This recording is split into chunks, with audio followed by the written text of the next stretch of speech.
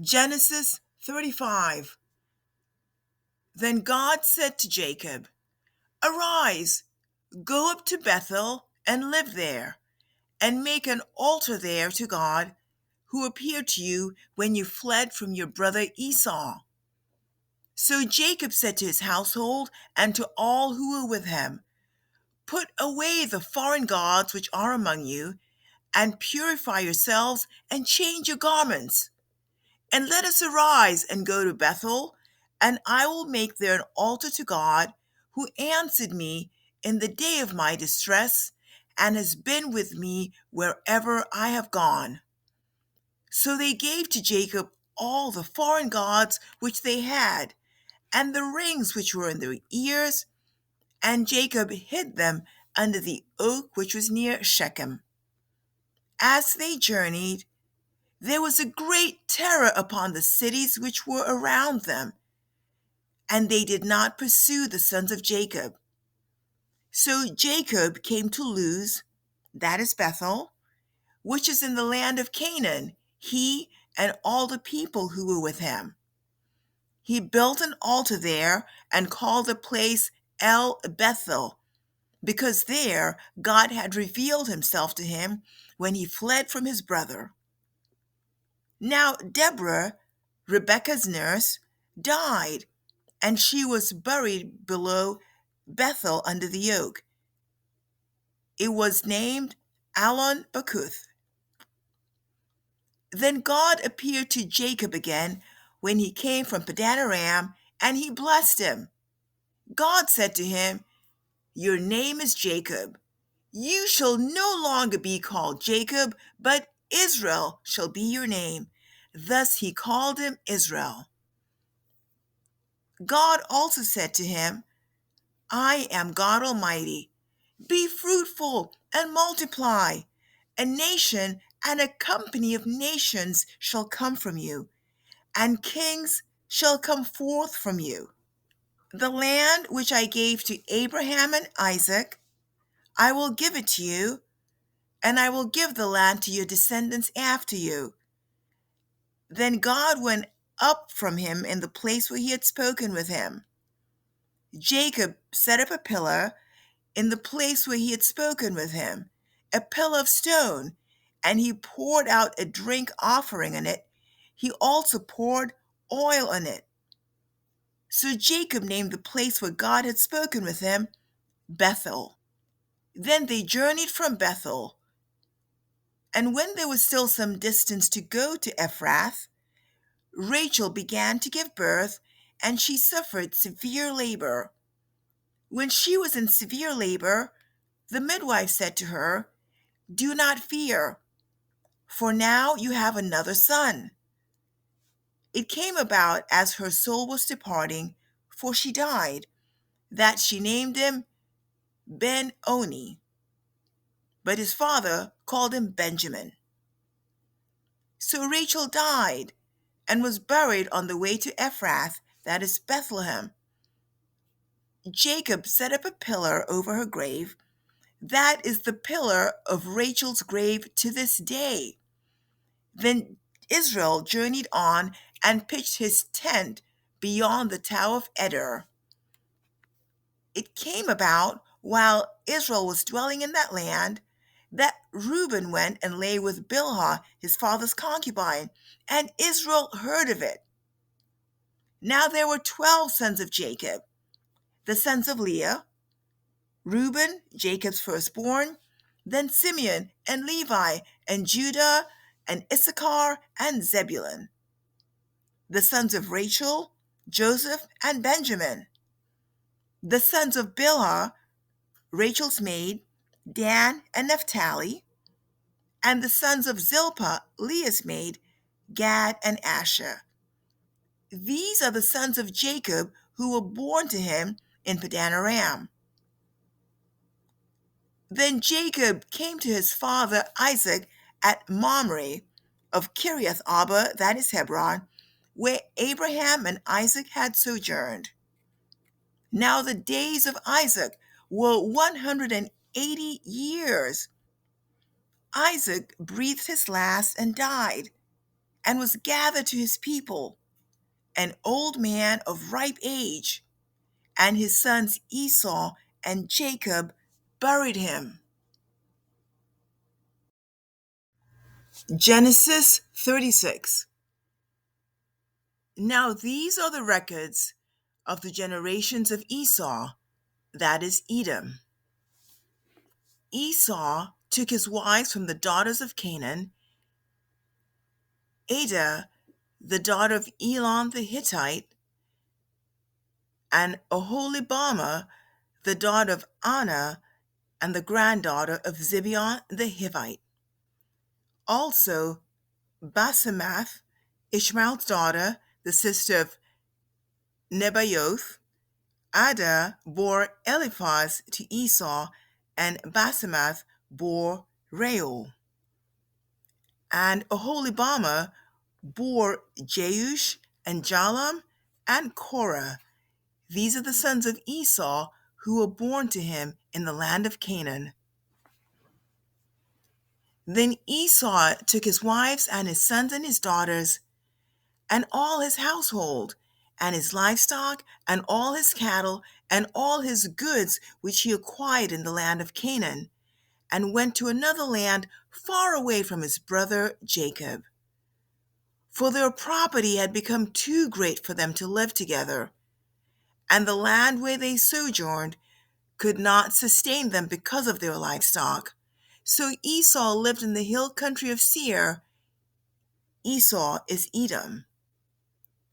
These then are the records of the generations of Esau, the father of the Edomites in the hill country of Seir. These are the names of Esau's sons: Eliphaz, the son of Esau's wife, Adah; Reuel, the son of Esau's wife, Basemath. The sons of Eliphaz were Teman, Omar, Zepho, and Gatam, and Kenaz. Timnah was a concubine of Esau's son Eliphaz, and she bore Amalek to Eliphaz. These are the sons of Esau's wife Adah. These are the sons of Reuel: Nahath and Zerah, and Shammah and Mizah. These were the sons of Esau's wife Basemath. These were the sons of Esau's wife Oholibamah, the daughter of Anah, and the granddaughter of Zibeon. She bore to Esau Jeush and Jalam and Korah. These are the chiefs of the sons of Esau. The sons of Eliphaz, the firstborn of Esau, are Chief Teman, Chief Omar, Chief Zepho, Chief Kenaz, Chief Korah, Chief Gatam, Chief Amalek. These are the chiefs descended from Eliphaz in the land of Edom. These are the sons of Adah. These are the sons of Reuel, Esau's son: Chief Nahath, Chief Zerah, Chief Shammah, Chief Mizah. These are the chiefs descended from Reuel in the land of Edom. These are the sons of Esau's wife Basemath. These are the sons of Esau's wife Oholibamah: Chief Jeush, Chief Jalam, Chief Korah. These are the chiefs descended from Esau's wife Oholibamah, the daughter of Anah. These are the sons of Esau, that is Edom, and these are their chiefs. These are the sons of Seir the Horite, the inhabitants of the land: Lotan and Shobal and Zibeon and Anah, and Dishon and Ezer and Dishon. These are the chiefs descended from the Horites, the sons of Seir in the land of Edom. The sons of Lotan were Hori and Hemam, and Lotan's sister was Timnah. These are the sons of Shobal: Alvan and Manahath and Ebal, Shepho, and Onam. These are the sons of Zibeon: Aiah and Anah. He is the Anah who found the hot springs in the wilderness when he was pasturing the donkeys of his father Zibeon. These are the children of Anna, Dishon and Aholibamah, the daughter of Anna. These are the sons of Dishon, Hemdan and Eshban and Ithron and Cheron. These are the sons of Ezer, Bilhan and Zavon and Achan. These are the sons of Dishon, Uz and Aaron. These are the chiefs descended from the Horites, Chief Lotan, Chief Shobal, Chief Zibeon, Chief Anna, Chief Dishon, Chief Azar, Chief Dishon. These are the chiefs descended from the Horites, according to their various chiefs in the land of Seir. Now these are the kings who reigned in the land of Edom before any king reigned over the sons of Israel. Bela, the son of Beor, reigned in Edom, and the name of his city was Dinhabah. Then Bela died, and Jobab, the son of Zerah of Bozrah, became king in his place. Then Jobab died, and Husham of the land of the Temanites became king in his place. Then Husham died, and Hadad, the son of Bedad, who defeated Midian in the field of Moab, became king in his place. And the name of his city was Avith. Then Hadad died, and Samlah of Masrekah became king in his place. Then Samlah died, and Shaul of Rehoboth on the Euphrates River became king in his place. Then Shaul died, and Baal-Hanan, the son of Agbor, became king in his place. Then Baal-Hanan, the son of Agbor, died, and Hadar became king in his place.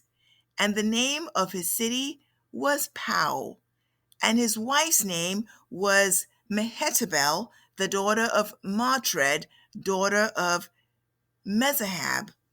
Now these are the names of the chiefs descended from Esau, according to their families and their localities by their names: Chief Timnah, Chief Alva, Chief Jetheth, Chief Aholibamah, Chief Elah, Chief Pinon, Chief Kenaz, Chief Timon, Chief Mibzah, Chief Magdiel, Chief Imran. These are the chiefs of Edom, that is Esau, the father of the Edomites, according to their habitations in the land of their possession. Genesis 37. Now Jacob lived in the land where his father had sojourned, in the land of Canaan. These are the records of the generations of Jacob. Joseph, when 17 years of age, was pasturing the flock with his brothers while still a youth, along with the sons of Bilhah and the sons of Zilpah, his father's wives. And Joseph brought back a bad report about them to their father. Now Israel loved Joseph more than all his sons, because he was the son of his old age, and made him a vari-colored tunic. His brothers saw that their father loved him more than all his brothers, so they hated him and could not speak to him on friendly terms. Then Joseph had a dream, and when he told it to his brothers, they hated him even more. He said to them, "Please listen to this dream which I have had. For behold, we were binding sheaves in the field, and lo, my sheaf rose up and also stood erect, and behold, your sheaves gathered around and bowed down to my sheaf." Then his brothers said to him, "Are you actually going to reign over us? Or are you really going to rule over us?" So they hated him even more for his dreams and for his words. Now he had still another dream, and related it to his brothers and said, Lo, I have had still another dream, and behold, the sun and the moon and 11 stars were bowing down to me. He related it to his father and to his brothers, and his father rebuked him and said to him, What is this dream that you have had? Shall I and your mother and your brothers actually come to bow ourselves down before you to the ground? His brothers were jealous of him, but his father kept the saying in mind. Then his brothers went to pasture their father's flock in Shechem. Israel said to Joseph, Are not your brothers pasturing the flock in Shechem? Come, and I will send you to them. And he said, I will go. Then he said to him, Go now and see about the welfare of your brothers and the welfare of the flock, and bring word back to me. So he sent him from the valley of Hebron, and he came to Shechem. A man found him, and behold, he was wandering in the field. And the man asked him, What are you looking for? He said, I am looking for my brothers. Please tell me where they are pasturing the flock. Then the man said, They have moved from here, for I heard them say, Let us go to Dothan. So Joseph went after his brothers and found them in Dothan. When they saw him from a distance, and before he came close to them, they plotted against him to put him to death. They said to one another, Here comes the dreamer. Now then, come, let us kill him and throw him into one of the pits, and we will say a wild beast devoured him. Then let us see what will become of his dreams. But Reuben heard this and rescued him out of their hands and said, Let us not take his life. Reuben further said to them, Shed no blood. Throw him into this pit that is in the wilderness, but do not lay hands on him, that he might rescue him out of their hands, to restore him to his father. So it came about, when Joseph reached his brothers, that they stripped Joseph of his tunic, the varicolored tunic that was on him. And they took him and threw him into the pit. Now the pit was empty, without any water in it. Then they sat down to eat a meal. As they raised their eyes and looked, behold, a caravan of Ishmaelites was coming from Gilead, with their camels bearing aromatic gum and balm and myrrh, on their way to bring them down to Egypt. Judah said to his brothers, What profit is it for us to kill our brother and cover up his blood? Come, let us sell him to the Ishmaelites, and not lay our hands on him, for he is our brother, our own flesh. And they listened to him. Then some Midianite traders passed by, so they pulled him up and lifted Joseph out of the pit and sold him to the Ishmaelites for 20 shekels of silver. Thus they brought Joseph into Egypt. Now Reuben returned to the pit, and behold, Joseph was not in the pit. So he tore his garments. He returned to his brothers and said, The boy is not there. As for me, where am I to go? So they took Joseph's tunic and slaughtered a male goat and dipped the tunic in the blood. Then they sent the varicolored tunic and brought it to their father and said, We have found this. Please examine it to see whether it's your son's tunic or not. Then he examined it and said, It is my son's tunic. A wild beast has devoured him. Joseph has surely been torn to pieces. So Jacob tore his clothes and put sackcloth on his loins and mourned for his son many days. Then all his sons and all his daughters arose to comfort him, but he refused to be comforted.